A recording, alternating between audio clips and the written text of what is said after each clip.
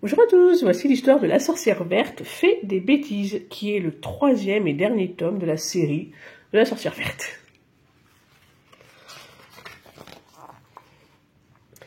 Bien installée dans sa maison, la Sorcière Verte tourne en rond. Elle s'ennuie et ne sait que faire. Dehors il fait froid et c'est l'hiver. On a un petit bonnet fourré, que puis-je faire pour m'occuper ? Elle décide pour commencer de s'essayer à faire bouger les fauteuils et le canapé. Ces meubles-là ont bien des pieds et ils devraient donc pouvoir danser.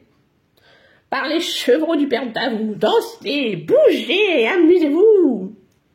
Et aussitôt, c'est le grand bazar. Bruit de claquettes et tintamarre, car tous les meubles, comme des fous, commencent à sauter partout.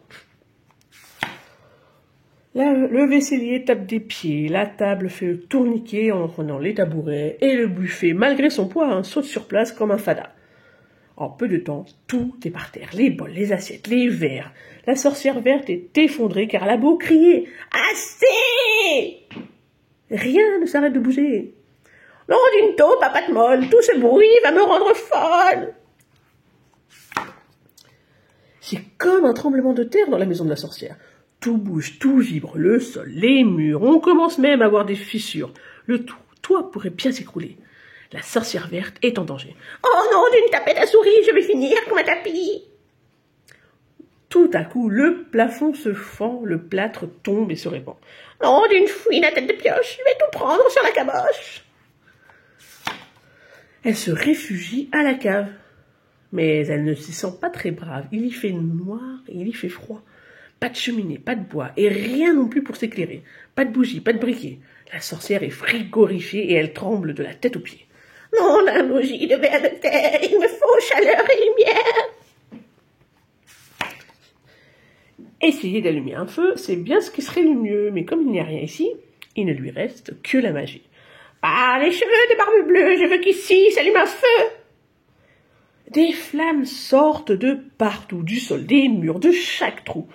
Sa jupe commence à s'embraser et elle a du mal à respirer. « Oh non, d'un chaudron qui dégouline, je grille comme une sardine !»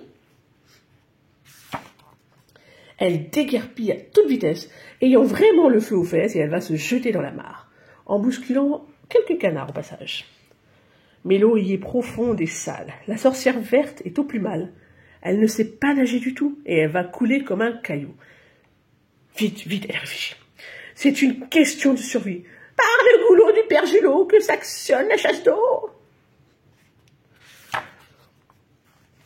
Toute l'eau disparaît d'un coup. Plus une goutte au fond du trou. La sorcière n'est plus en danger, elle peut à nouveau respirer. Mais les poissons et les insectes risquent la mort s'ils sont au sec. La sorcière se met à pleurer en comprenant ce qu'elle a fait. Elle est assise au bord du trou et n'ose plus du tout bouger. C'est là qu'intervient le grand mage, celui qui vit là dans les nuages. Il a tout vu depuis là-haut et descend sur terre illico. Il étend ses bras vers le ciel et crie d'une voix sans pareille. « Par les pouvoirs de l'ouragan, que la pluie vienne dès à présent !» Et un orage éclate aussitôt, faisant tomber des trombes d'eau. Le ciel lui-même est en colère. On entend gronder le tonnerre. La mare se remplit peu à peu et la pluie a éteint le feu. Tous les poissons seront sauvés, la catastrophe est évitée. Quant aux meubles, ils ne bougent plus. Avec le mage, pas de chahut.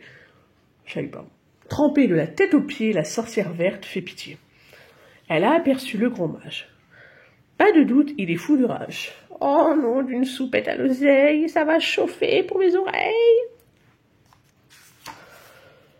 Le mage se rapproche à grands pas, lui tend la main. La sort de là. Sa voix est remplie de colère quand il s'adresse à la sorcière. « Regarde bien autour de toi. Tu as provoqué ces dégâts uniquement pour t'amuser et pour éviter de t'ennuyer. Tu vas réparer ta maison et ce sera ton occupation. Ton balai pourra t'y aider, car lui, tu sais le commander. »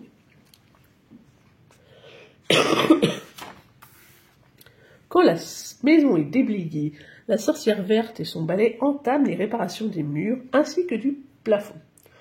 Le balai, sacré voltigeur, bouche les trous avec ardeur, guidé de près par la sorcière, bien installée sur son derrière. « Nous, les chiffons de pâte mouille, nous sommes les as de la barbouille, de la truelle et du masseau. En avant pour les grands travaux. » grand mage vient de temps en temps. La sorcière l'écoute et apprend comment fabriquer des couleurs ou bien en mélanger plusieurs. Elle s'amuse avec la peinture et en décore tous les murs. D'ailleurs, le résultat est magnifique, la maison devient féerique. Le grand mage est émerveillé et félicite sa protégée. Pour elle, fini de s'ennuyer à présent. Elle sait s'occuper. Et voilà la fin de l'histoire. N'hésitez pas à venir liker et surtout à vous abonner. Merci et à la prochaine.